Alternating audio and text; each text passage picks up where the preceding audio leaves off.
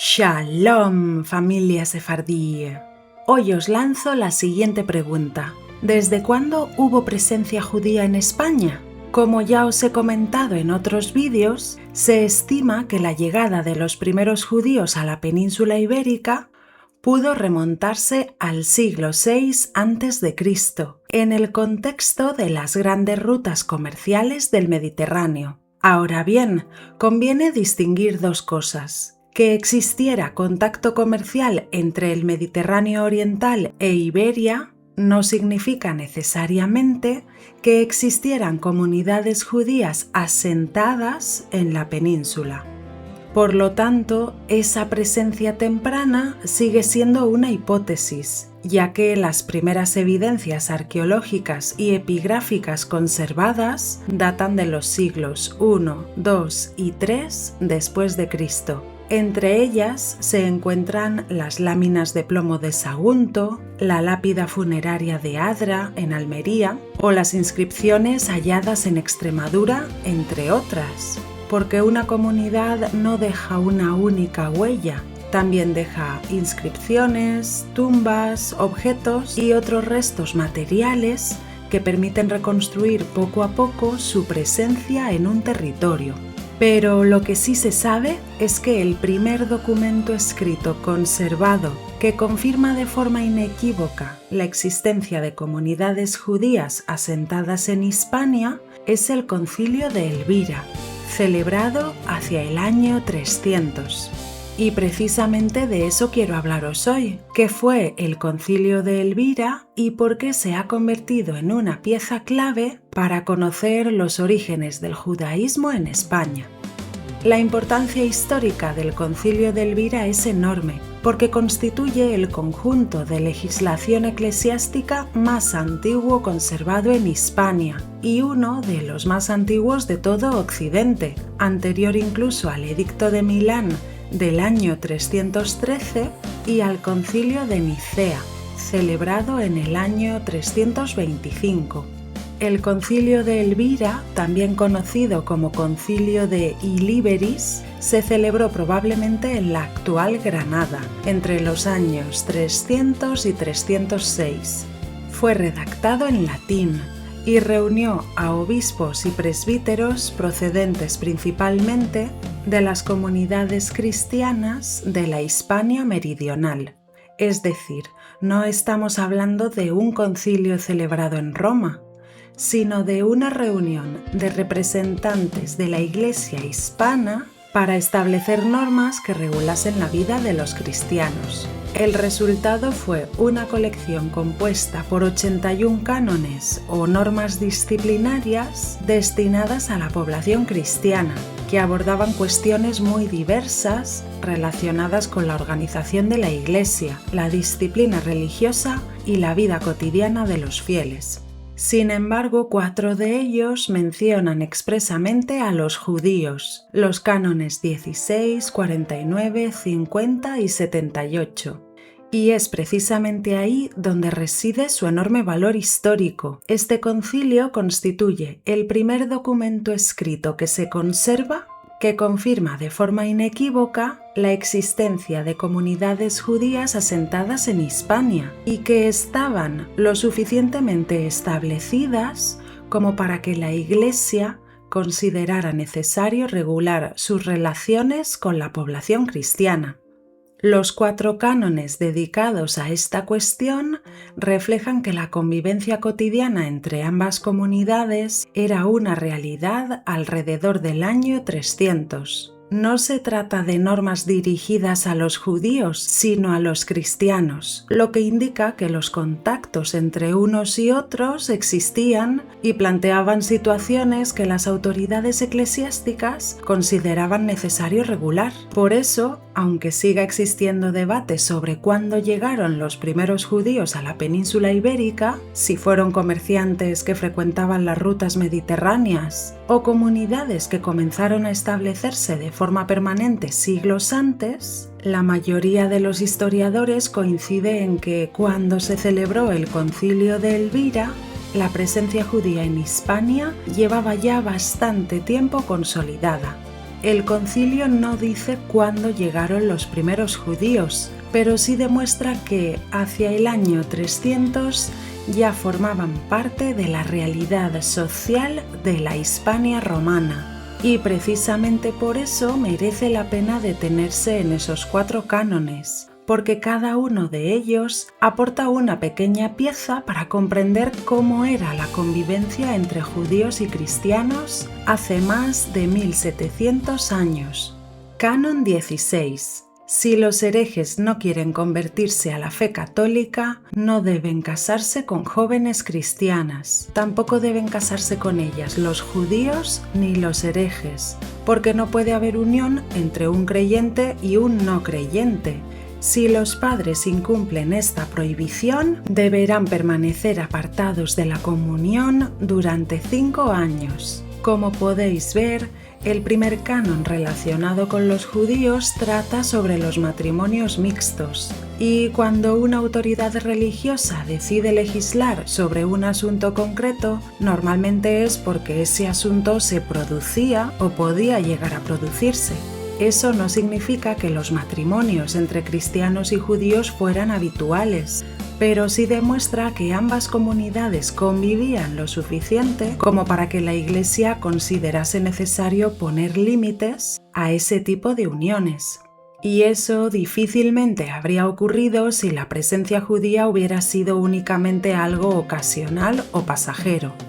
Este canon apunta a la existencia de una comunidad judía establecida e integrada en el mismo entorno social que la población cristiana.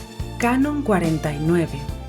Debe advertirse a los propietarios que no permitan que los judíos bendigan los frutos que reciben de Dios con acción de gracias, para que no se considere inútil o sin valor la bendición de la Iglesia. Quien, después de esta prohibición, se atreva a hacerlo, será expulsado de la Iglesia. ¿Por qué un cristiano iba a pedir a un judío que bendijera sus campos? La respuesta probablemente está en la convivencia cotidiana. Judíos y cristianos compartían pueblos, trabajos y actividades económicas. La Iglesia intentaba evitar que los fieles recurrieran a prácticas religiosas ajenas al cristianismo, pero precisamente esa prohibición revela que ese tipo de relaciones existían. El problema para el concilio no era la existencia de los judíos, sino el contacto religioso entre ambas comunidades. Canon 50.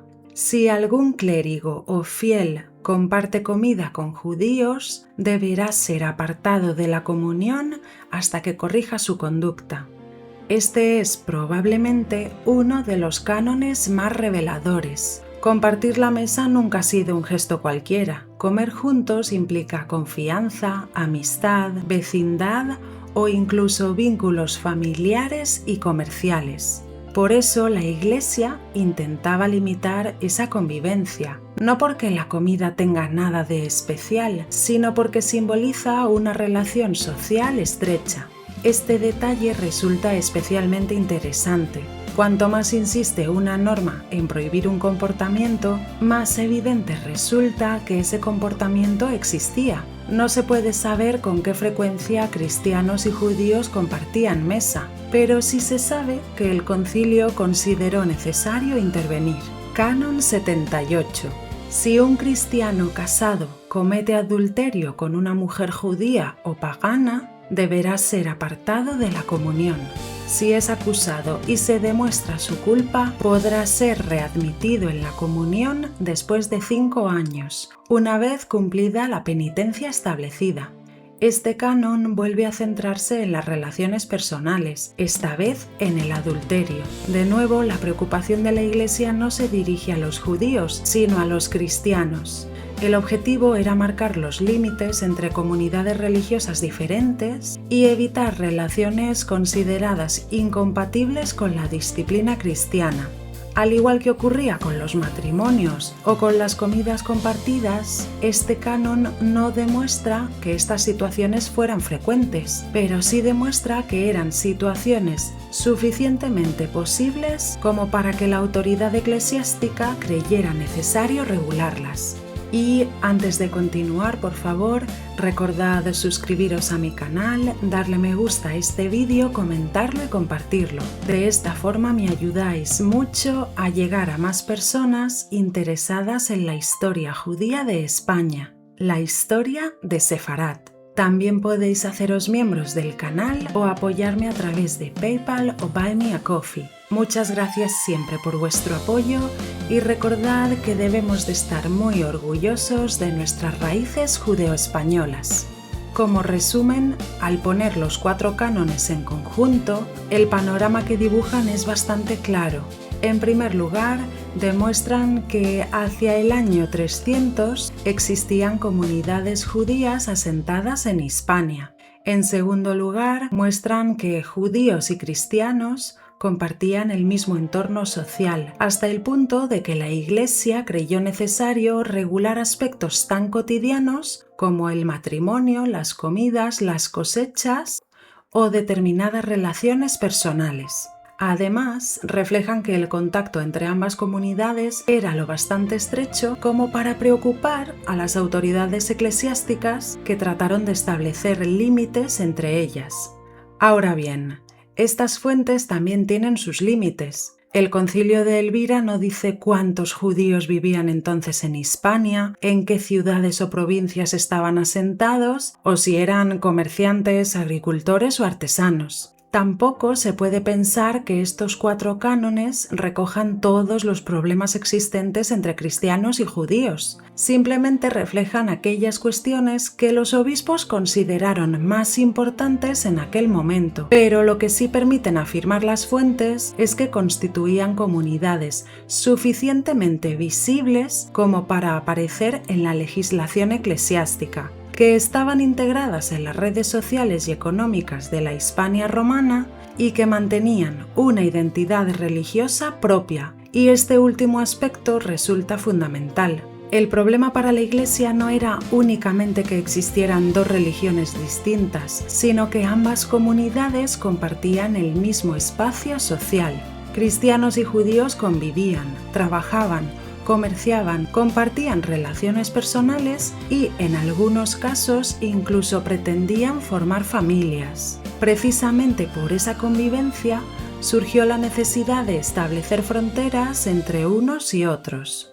Como conclusión, lo que demuestra este concilio es que en torno al año 300 los judíos ya formaban parte de la realidad social de la península, y aunque estos cánones no fueron escritos para contar la historia de los judíos, sino para regular la conducta de los cristianos, casi sin pretenderlo, los obispos reunidos en Elvira dejaron uno de los testimonios documentales más valiosos para conocer los orígenes del judaísmo hispano.